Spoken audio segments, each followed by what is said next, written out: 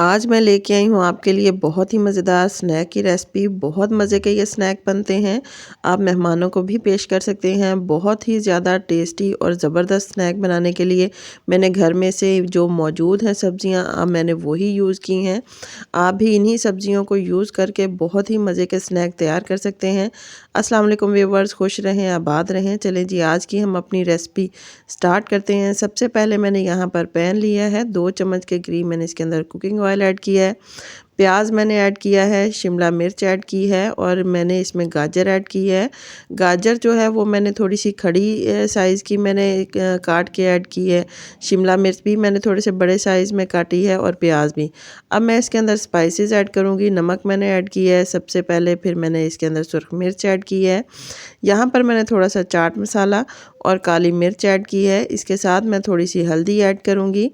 खुश्क धनिया मैंने कूट के रखा है वो ऐड किया और ज़ीरा जो है वो मैंने साबुत इसके अंदर ऐड किया है। ज़ीरा और खुश्क धनिया के बहुत प्यारी खुशबू आती है। अब इसको मैं थोड़ी देर मिक्स करूँगी। मिक्स करने के साथ हल्का सा भून लेंगे। आगे चलते हैं हम। यहाँ पर मैंने घर में जो आटा यूज़ होता है वो लिया है। इसको इस तरीके का मैंने पेस्ट बनाया है। अब वो मैं इसके अंदर ऐड करूँगी और इसके मिक्स करूँगी। मिक्स करने के साथ इसको अच्छी तरीके से हम 2 से 3 मिनट के लिए हम भून लेंगे ताकि ये अच्छी तरीके से कुक हो जाए। कुक करने के बाद अब मैं इसके अंदर ऐड करूँगी सोया सॉस। तकरीबन 1.5 चम्मच के करीब मैंने इसके अंदर सोया सॉस ऐड किया है। वाइट विनेगर ऐड करूँगी। मज़ीद इसको अच्छी तरीके से भूनेंगे ताकि जो आटा है उसका कच्चापन भी जो फील होता है वो भी ना हो और सब्जियां जो हैं वो हमारी अच्छी तरीके से कुक हो जाए। अब इसको हम ठंडा करेंगे। यहाँ पर मैंने एक बड़ा साइज़ का बर्तन लिया है। इसके अंदर मैंने घर का जो आटा यूज़ करते हैं हाफ़ कप मैंने वो ऐड किया है और तकरीबन 1.5 कप के करीब मैंने मैदा ऐड किया है। 1 चम्मच मैं इसके अंदर नमक ऐड करूँगी। थोड़ा सा मैंने इसके अंदर ज़ीरा ऐड किया है और थोड़ा सा मैं इसके अंदर हाफ़ चम्मच के करीब बेकिंग पाउडर ऐड करूँगी और इसको नीम गर्म पानी के साथ अच्छी तरीके से गूंद लेंगे। और आटा जो है वो हमने नॉर्मल जिस तरीके से आटा गूंदते हैं नरम उसी तरीके से हम आटा इसको गूंदेंगे। आटा गूंद लिया है, इसको मैं निकालूंगी एक बाउल में और 30 मिनट तक इसको रेस्ट देंगे। यहाँ पर मैंने आटे के जो है वो मैंने पेड़े तैयार कर लेने हैं इस साइज़ के। इस तरीके से मैं बनाकर इसको गोल करूँगी। गोल करने के साथ ये देखिए इस तरीके का पेड़ा मैंने तैयार कर लिया है। बाकी भी सारे पेड़े मैं इसी तरीके से तैयार करूँगी। अब इसकी हम छोटी छोटी जो रोटी है वो बेलेंगे। ये देखिए यहाँ पर मैंने एक पेड़ा लिया है, इसको मैंने खुश्क आटा लगाया अच्छी तरीके से। अब इसको मैंने बेला है। दरमियान से इसका थोड़ा सा साइज़ मोटा है, साइड में मैंने किनारे जो है वो पतले रखे हैं।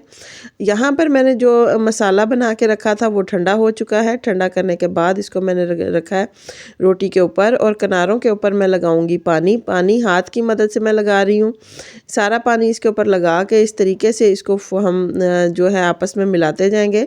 मिलाने के बाद हम इसका ऊपर से जो मुंह है वो अच्छी तरीके से क्लोज़ कर लेंगे। क्लोज़ करने के साथ इस तरीके का बेहतरीन सा ये पेड़ा सा बन जाएगा। इसकी दूसरी साइड पर हम पानी लगाएंगे। पानी लगाने के बाद यहाँ पर मैंने लिए हैं तिल, कुछ सफ़ेद तिल हैं, कुछ इसके अंदर काले तिल हैं। इन दोनों को हम मिक्स करेंगे। मिक्स करने के बाद जिस साइड पर मैंने पानी लगाया था उसी साइड पर ये तिल मैं छिड़कती जाऊंगी। आप इसके अंदर इसको रख कर डिप करके भी बना सकते हैं। इसी तरीके के बाकी सारे पेड़े भी हम बनाएंगे। सारे मैं तैयार कर चुकी हूँ। अब हम इनको फ्राई करेंगे। यहाँ पर मैंने पैन में ऑयल गरम कर लिया है। थोड़ा सा इसके लिए ऑयल यूज़ होगा, बहुत ज़्यादा हम कुकिंग ऑयल यूज़ नहीं करेंगे। जो सारे मैंने तैयार करके रखे थे स्नैक्स वो मैंने इसके अंदर ऐड करूँगी। ऐड करने के साथ इसको 2 मिनट के लिए हम कुक करेंगे। हल्का सा ये गोल्डन ब्राउन होंगे तो इसको पलटेंगे। ये देखें इसको मैंने पलटा है, इसका बहुत ही खूबसूरत कलर आ चुका है। इसी तरीके से बाकी सारे भी मैं हम पलट देंगे। सारे के सारे गोल्डन ब्राउन हो चुके हैं, बहुत खूबसूरत इनका कलर आया है। अब इसी तरीके से दूसरी साइड पर हम कुक करेंगे। अब इसके अंदर मैं ऐड करूंगी थोड़ा सा पानी। 3 से 4 चम्मच के करीब हम इसके अंदर पानी ऐड करेंगे और 5 मिनट के लिए हम इसको दम देकर कुक कर देंगे ताकि ये अच्छी तरीके से कुक हो जाए। अब इसकी साइड में पलटूंगी। पलट करने के बाद इसको दोबारा हम इसके अंदर थोड़ा सा पानी ऐड करेंगे। पानी ऐड करने के बाद हम 5 मिनट के लिए लो फ्लेम पर इसको हम कुक करेंगे ताकि ये हल्का सा स्टीम के ऊपर भी पक जाए। पहले हमने इसको फ्राई किया, फिर इसको हम हल्की सी स्टीम देंगे। ये तैयार हो चुके हैं, इसको निकालेंगे प्लेट में। ये देखें मैंने सारे के सारे प्लेट में निकाले हैं। बहुत ही खूबसूरत इनका कलर आया है। बहुत ही मज़ेदार ये रेसिपी तैयार होती है। ये अंदर से ये देखें इस तरीके के हैं, ऊपर से इस तरीके की इनकी शेप नज़र आती है। बहुत ही मज़े की ये रेसिपी तैयार होती है। स्नैक के तौर पर शाम की चाय में भी आप इसको यूज़ कर सकते हैं, डिनर में यूज़ कर सकते हैं। वैसे अगर आप मेहमानों के लिए बनाना चाहें तो भी आप बना सकते हैं। बहुत मज़े की ये रेसिपी बनती है। घर में जो मौजूद सब्जियां हैं आप उन्हीं से तैयार कर सकते हैं। मुझे यकीन है आपको मेरी ये रेसिपी ज़रूर पसंद आएगी। अगर आपको मेरी ये रेसिपी पसंद आए तो प्लीज़ इसे लाइक करें, शेयर करें, मेरे चैनल को सब्सक्राइब करें। अल्लाह हाफ़िज़।